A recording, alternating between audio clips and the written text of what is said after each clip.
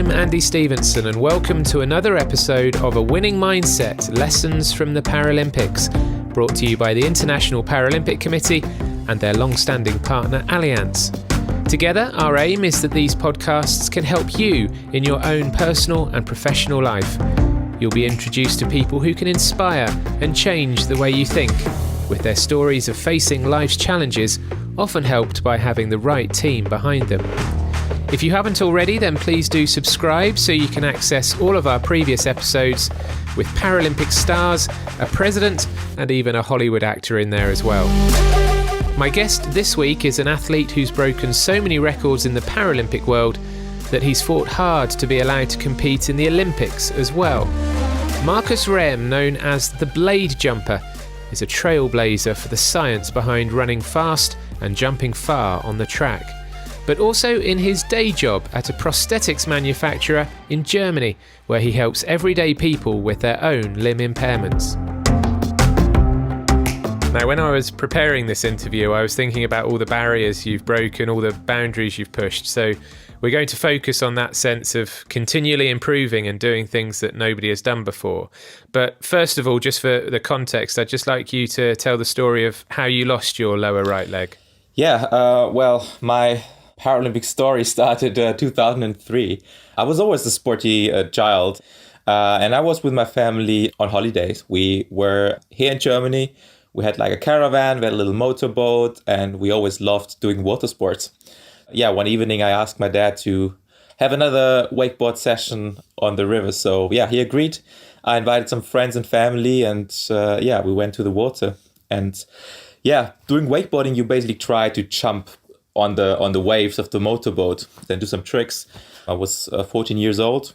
During one jump, I lost the balance. I fell into the water, and there was another motorboat, a random motorboat coming straight towards me. And well, I had a life jacket on. I had my wakeboard on my feet, so I couldn't swim away. I couldn't dive, and it just got me, and I went with my both legs into the engine of the motor.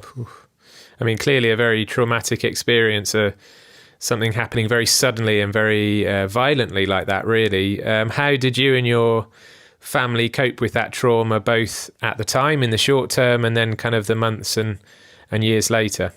Nobody really knew how to deal with that situation.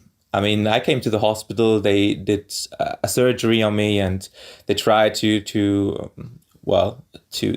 the leg. But 3 days after, my parents had to make the decision, to amputate. And I think it was one of the toughest decisions for my family. For me, to be honest, of course, it was a shock to hear about it. But to be honest, it wasn't a huge surprise, because I kind of knew that this must happen, because I've seen everything what happened, and I was always conscious. I knew it can't go well if they leave my leg there. So the surprise wasn't too big, but of course the shock when you wake up again, it was massive. And yeah, at the beginning it was tough, but slowly we came back to normal. I always planned to do the same what I did before my accident, and I think nobody was really sure if I'm able to do that, but I kind of proved every day that I'm exactly the same person as I was before, or I can do at least the same things I could do before. And yeah, so it was kind of easier for my family, for my friends, and for all the people around to deal with it, because they've seen I was good with it. And I guess one key part of getting back to what you were doing before and getting back to what you might call normal is getting back involved in sport. So how quickly did that happen after your accident? Well, it basically started straight at the hospital. I had really good friends, and they brought me so many wakeboard videos, skate, surf videos. I loved this. The neighbor in my bedroom, he was so pissed he couldn't see water anymore, because I watched all day long this fun sport videos. Of course, there were some up and downs, and after I had, obviously, like everybody else, I guess, also my downs, but I knew straight, I want to be back on the wakeboard next summer, and I'm definitely going to be back on the snowboard in winter again. Once I came back from my rehabilitation, from my physiotherapy, I just jumped on the bike. I once caught my dad, because we loved doing winter sports. I caught him once on the computer finding alternatives for doing snowboarding. And I went inside the room and I caught him and I said, "What are you doing?" He said, "Yeah, well, I'm just looking for an alternative that we can still go to the mountains." I said, "Dad, I'm going back on the snowboard. No worries." And I tried everything that I did before. And I thought to myself, maybe it's not exactly the same how it was before, but even if not, I will find a solution how to make it that it's still possible. And this was, I think, one of the biggest things that helped me in that time. Markus Rehm, jump number 6. Oh, that's out there. That is long. What's he got? Well, he likes it. Oh, I can tell you why he likes it. 8:48, a new world record for Markus Rehm. Now, for people who don't know, you're an athletic superstar in the Paralympic world, and actually, trying to get into the Olympic world as well, which we'll talk about a bit later. But you're known as the blade jumper. The length of your long jumps rival and actually exceed not only your Paralympic rivals, but also your able-bodied counterparts in lots of cases. And just to put your achievements in context for people, your jump of 8.4 metres in Doha at the World Para-Athletics Championships in 2015 would have won the Olympic title in Athens, Beijing and London. And then your jump of 8.21 metres at the Rio Paralympics would have also won the Olympic title that year too. So when you started out using a running blade, did you ever imagine you'd be jumping that far? No, to be honest, I never dreamed of jumping that far. I loved jumping when I was a child already, when I had 2 legs back then. For me, at the beginning, it was like kind of a disabled sport, and I didn't feel disabled. We as a Paralympic family proved, or still proving wrong, so many people that had have the wrong impression about our sport. And that's exactly my goal with what I'm doing.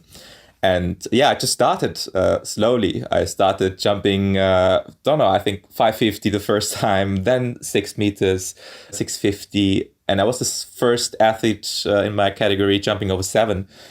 And in London 2012, when I could win the title, there was a journalist asked me, "Markus, do you think it will be possible one day for a Paralympic athlete to jump over 8 meters?" And I smiled and said, "Yes, I think it's possible. It's may not me, but I think it will be possible one day." And well, a few years after, I was the one jumping 8 meters first. I mean, what's fascinating is you work in prosthetics yourself, which we'll also get onto in a moment. But just taking you back to the 2000s, so I guess 2003, maybe 4, when you're trying on your first artificial legs, and then when you moved into athletics and trying your first blade potentially. I'm interested to know how that felt, that first time you went from what I imagine was a fairly ordinary, if I can call it a kind of medical artificial leg, to something which is really designed purely for sporting achievement and speed and everything like that. What was that feeling when you first tried on a blade and used it? Well, I do remember really well. It was incredible. I have to be honest. I mean, it all started, I came first time to my sports club, which I'm still competing for. And we spoke about doing sports and they were interested because they said, "Oh, you look sporty. Why you don't try athletics?" And I said, well, I would love to try athletics. I just don't have a blade. I don't have a running blade.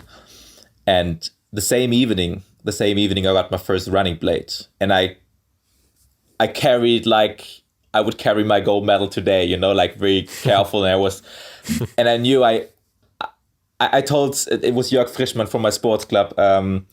And I said, I can't take it. I know how much worth it is. And he said, yes, you will. It's an investment in your future. And these words I will never forget. I could run again. I could sprint. I could jump on it. I mean, this was incredible. And even now, I have to start smiling when I bring myself back to this moment. I know this is a question you probably get pretty tired of answering, but how much of your jumping ability is down to your body, your technique, and how much is it down to the blade technology? Because I ask that because as we both know, some people do slightly doubt you and say it's all down to the blade, in the same way they might say to Lewis Hamilton that it's all down to his car and not his driving skill in Formula One? Well, that's of course always a big discussion. And if you compare it, like you just said, to the Formula One, I mean, put somebody else in Lewis' car, they won't be as fast as he is. He's just an amazing driver, and give him a different car, he will be also good. And I think it's the same with the blade running or blade jumping. There are so many athletes, and that's my best argument to say, well, if it would be that easy, if you think it's really so easy to jump 8 or 850 with such a blade, then why not everybody's jumping that distance? It's not that easy that you just put on a blade and jump 850. This is not possible. And it really got me at some point, because if you jump 6, 7, 750, everything is good. But if you start challenging the able-bodied athletes, then suddenly you have an advantage.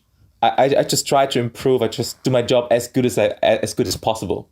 And I just don't agree that somebody reduces it to the blade. The only people who can judge my abilities or the correlation between the blade and my body are the people here that see me training, that see me running this morning, that see me laying on the ground when I was super tired. These people know that it's not only the blade. Usually people see me just competing on the big events, and they see me competing well, and they say, well, obviously his blade is giving him an advantage, but they don't see how I work out here. And that's really a shame. And at some point, at the very first time, it really got me. I mean, I have to be honest, it got me really emotionally, because I thought, what did I do wrong? I mean, I never planned to have an advantage with my blade. My first impression was, I just want to replace what I've lost, and I never want to have an advantage, and it's still not my goal. I said, when the discussion came up, competing with able bodies, I said, let's make a study, let's make a research, because I don't want to have an advantage out of my blade. I don't want to be, when I'm 60 having gray hairs, I don't want to sit in front of my TV and watching Olympic Games and remembering back that time and think, oh God, Markus, you did something wrong. That's not my goal. And I don't want to take anything away from Olympic athletes or from other athletes.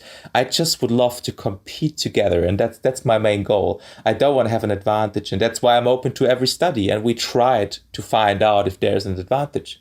But 3 researchers from 3 continents, they couldn't find it out if it's an advantage at the end of the day. So, well, I can't do more. I just try to stay open. And, if there's any cooperation we could try to find out, then, yeah, I'm in. Because there was also a study in Cologne, wasn't there, the University of Cologne, where they said your prosthetic is actually a disadvantage in the run-up portion of the jump. It's advantageous during the jump itself, but overall, no advantage whatsoever. Do you think actually it's a sort of wider point, if we take it outside of sport to society in general? Sometimes it can feel like society is okay with disabled people as long as they kind of stay over there, if you know what I mean. And if they come out of their lane, as we might say, or they try and do things that are going to put people's noses out of joint, for example, that's when things, society maybe turns against them. Yeah, exactly. That's the point. I mean, in my case, and that's why you mentioned it at the beginning, I kind of like this word, the blade jumper. Because, it's easier to lose against the blade jumper than to lose against an amputee or to lose against, a handicapped person. These are all negative words, and nobody, as a strong young guy, they don't want to lose against a handicapped guy. And it was exactly the same in my sports club. I had an athlete. He always spoke with me and said, okay, well, let's have a competition, and I give you 1 meter towards me. And suddenly I become better, and then it was 50 centimeters. And then it became 20. And then we said, okay, who's jumping further? And this was the moment when the contact was not that good anymore. There was a problem because, losing against a Paralympic athlete, he couldn't deal with it. And that's why I just like to play with the words, because losing against a blade jumper is way better because he might have an advantage, And I like to compare it in Germany with football because like soccer is really big in Germany.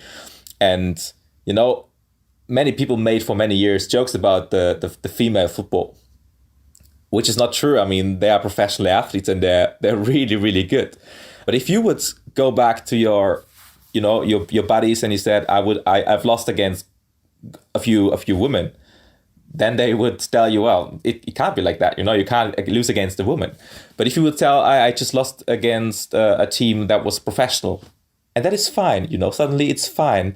It's still the same team, but it's not the weaker gender. It's a professional team, so it's okay to lose against a professional team, and that's similar. So I kind of like to play with the words to make feel the people a bit more comfortable. But I totally agree. It's really a problem. This acceptance, it has a limit at some point, and I just want to change this limit because it's not right. And is that why you feel it's important to try and compete in the Olympics? I mean, why not just stay in the Paralympics? Well, for me, the main reason is that the Olympic Games, they still have a larger platform. More people watching the Olympic Games. They're probably more interested in Olympic Games, and I just want to change it. I would love to compete at the Olympic Games, not because I would love to be an Olympic athlete. It's absolutely not true. I am a Paralympic athlete and it won't change for the rest of my life. And I'm proud of it. I'm a proud Paralympian. And I would love to compete at the Olympic Games to prove them, everybody, that it's worth getting some tickets for our events, that it's worth watching our events, because we don't have to hide ourselves. I mean, we have the same results as Olympic athletes, and we proved already that we can be even better sometimes. And there's so many inspiring stories behind. I mean, look through all the athletes. There are so many great stories behind that are, great. And even I get sometimes goosebumps if I see people, playing table tennis, having the racket in their mouth. This was in London. I remember that moment. I thought, what the hell? I mean, what's going on? That's incredible. And I got inspired.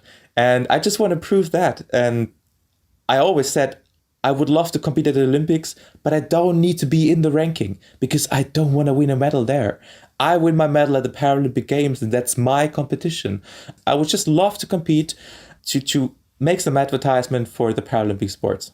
Your world record, Markus, in the Paralympic world is 8.48 metres. How much further do you think you can jump? And is a 9-metre jump either within your reach or any human being's reach? Well, if you could see me now, I'm smiling because that's the direction I'm looking forward. For me, it's the next barrier, the 850. And I think the 8 meters 50 really separates the good long jumpers from the very best. And of course, I want to be one of the very best athletes. And 840 is my next goal. And it's a lot of work, but we'll see. If there will be a normal season next year, I hope with the right conditions, may this big mark will fall. Just one more question about distances, and then we'll move on to wider topics. If you do continue to jump further and further, do you think that will improve or reduce your chances of being allowed into the Olympics? Well, it obviously would not improve my chances. That's for sure. But, I don't mind. I just give my best every day, and I don't mind what other people think. I remember that time people thought I can't, run. I can't play soccer with them. I can't be on the snowboard. And I'm also tired of explaining myself. And yes, I still try to compete at able-bodied competitions. And even if I don't be able to compete in the Olympics one day, I hope there will be a moment, even when I'm retired in sports, when this is more normal, more open, or kind of more connected. I dream that the Olympic and Paralympics, that they are closer together. I don't say it should be one event because I don't think it makes sense, but I would just like that we come closer and that we don't end the Olympic Games and start the Paralympic Games, that we just say, okay, we keep going, and now the Paralympics athletes are coming, and that's my dream, actually, that we kind of connect it more, that we do, for example, a competition in between, like a 4x100 relay, different nations, two Paralympic athletes, that we make like a symbolic race to connect these two great events. I think one of the things that people don't necessarily know about you, but it's really interesting, is that your day job is at a prosthetics manufacturer. You're helping other people with limb impairments. Are you dealing with those patients or perhaps clients face to face, or are you working behind the scenes on the construction and research side of things? I basically work face to face with the clients, and that's exactly what I like doing. One client, he couldn't stand on 2 feet for years. And then he suddenly decided by himself to cut the leg. I built him a prosthesis, and he got up and stood the first time on his prosthetic leg. He stood the first time for many years on 2 feet. And he started crying. He was a, tattooed guy, like a strong rocker style. And you think, okay, he's a tough guy. But he started crying because he was so happy and so touched by this moment. And well, I felt the same. I stood next to him and I was so touched because that was a great moment. Or I had a child, 7 years old. He had an accident with a truck. He lost both of his legs. And I met him, this little child, in the hospital. And if I see him now, he's doing everything. He's running, he's walking on his two prostheses, and he's just doing what everybody else is doing as well. And now he started Paralympic swimming, and it's just great to see the progress. And yeah, I could continue with this great stories. But these stories must make you feel almost as good, if not as good as winning medals, surely. Well, definitely. I have to say, it is still great to win medals. And at the beginning, when I started sports, I think it was all about winning this gold medal at the Paralympic Games. And it's still a great thing, and it's still probably the best thing for an athlete to be on top of the podium, listen to your national anthem, and get the gold medal. But I had this moment in Rio that time. At some point during the competition, I remembered myself, because the first 3 attempts, they were horrible. I didn't know what was wrong.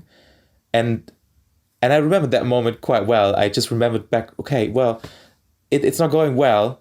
And I remembered myself of this young boy I just told you about, the 7-year-old. His parents, they told me once that he's a big fan, and he definitely will watch my competitions, and they have to record everything whenever I'm on TV so he can watch it. And I just thought, well, I want to make him proud, I want to be a good role model for him. I'm here not to win, only to win medals. I'm here to kind of to inspire him, kind of to show him what to do in his life. He can achieve it. Now, even if I talk about it, I also get emotional, because these are the moments, and these are also the people that make me happy in my job. And when I came back from London, he drew a picture, me at the Paralympic Games. So he drew me and a long jump pit, and wrote, "This is Markus," and put my blade on. And it was so nice. And when I see him the first time after the competition, he looked at me, he smiled at me, came to me, gave me a hug, and told me, "Markus, I'm so proud of you." And in that moment, I had to fight with tears, because that was maybe the greatest moment after competition I ever had. I like to think of the idea of this young lad becoming a Paralympian himself in several years, and you being there in the crowd to watch. I'm sure that's crossed your mind. I'll be there. I'll be there. Do you find there are any transferable skills from your sports training into your work, into your professional life? Well, yeah, definitely. I mean, of course, there are some mindsets you take with you, but also some technical solutions. And I think for my clients, it was interesting to hear about it. They're always happy to see what I use. And if I tell them, okay, guys, this is the valve, this is the vacuum valve I use for my running blade, then they get big eyes and said, I want the same, they kind of feel that they're as fast, or they can jump as good with just the same parts as I use. And sometimes it's a bit funny, of course, but yeah, I mean, it is also fun, and I just enjoy it. And I'm a curious person. I just try to test different things out, and I think that's the thing my clients can profit the most. That I'm happy to try stuff, And that's what it makes easy for them to believe me, because I tell them exactly what I think. I say, okay, well, this part is great. I just got a nice compliment the other day. It was not so well. It was actually the day before yesterday. My client, she had a request for a very special solution, and she said to me, she said, Markus, the great thing is you never say this is not possible. You just tell me I do this the first time. And I'm assuming, correct me if I'm wrong, but I'm assuming that long jump training involves a lot of repetition and maybe just changing something in a very small way and then doing another 100 jumps like that and then changing something again, and it's trial and error. And is that what you're saying, that you bring that kind of patience and repetition to your job, just trying to make small improvements for people all the time? That's for sure. I mean, if I tell people how long I have to work on my long jump blades, how detailed the work is, they kind of understand that you can't build up a prosthetic leg within one day. It's not that easy. You have to build something. You have to start somewhere, and then you have to try it out. And when I started doing the long jump, and I would have the same prosthetic leg as I do use today, I wouldn't jump. It is all about training. And I also had clients who said, oh, can't you give me just something different that I can walk better or faster? And I said, this is not how it works. You have to walk faster or better on what you have. And if we reach that point, we can go further, but you can't make the third step before you make the second. So this is just not how it works. Do you use any sort of mental or psychological coaches as well to help you with that mindset of continually trying to improve? Well, at the beginning, I was not involved in that subject. I just, I just trained. I did my competition. I tried to do my best.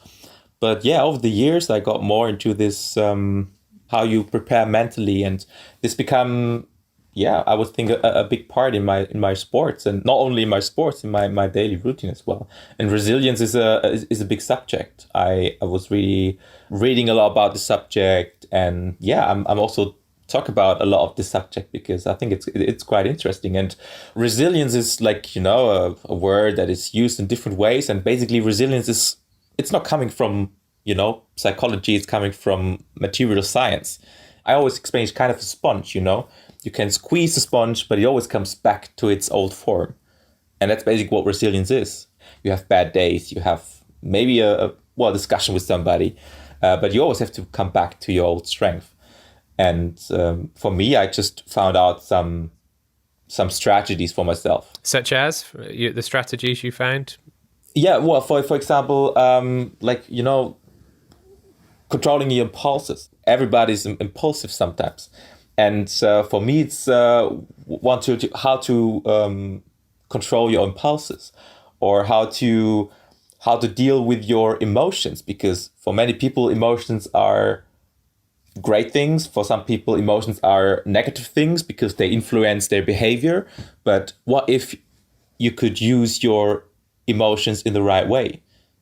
For a competition, for example, I try to use my emotions very clearly. I have a strategy how to use my emotions preparing for my competition. I work with music. It's called an anchor technique. And for example, I have a playlist I only play once a year, and it's during the most important competition during the year. There are 3 songs on it. They're really powerful for me. And if I listen to them somewhere else, whether I have to leave the room or I have to shut the TV, I really don't listen to them anywhere else than on the track just before I go to the competition. And to this playlist, I have just great memories. I have good emotions, very strong emotions. And that's exactly why I use this playlist only once a year, because I want to keep these emotions really, really strong. And I just use it for the main competitions. For different situations, I think in your life, you need different strategies. And the more you have, the better you can deal with different situations, because the same strategy is not working for all the situations. So you have to find different strategies how to deal with different situations or different emotions. Are you happy to tell us the 3 songs, or is it a secret? Well, it's still a secret. Nobody knows these songs. I'm the only person who knows these songs. Yeah. Well, we've covered a lot of subjects there. I've got just one final question to you, which is a pretty broad one, but you've said and demonstrated both in your career and even just in this podcast that nobody should allow other people to set their limits for them. What advice do you have for someone who is constantly being told at the moment by other people that their goal is impossible? I would just say, just start trying it yourself. Don't ask anybody for permission. That's how I started. Don't overthink it, just start doing it.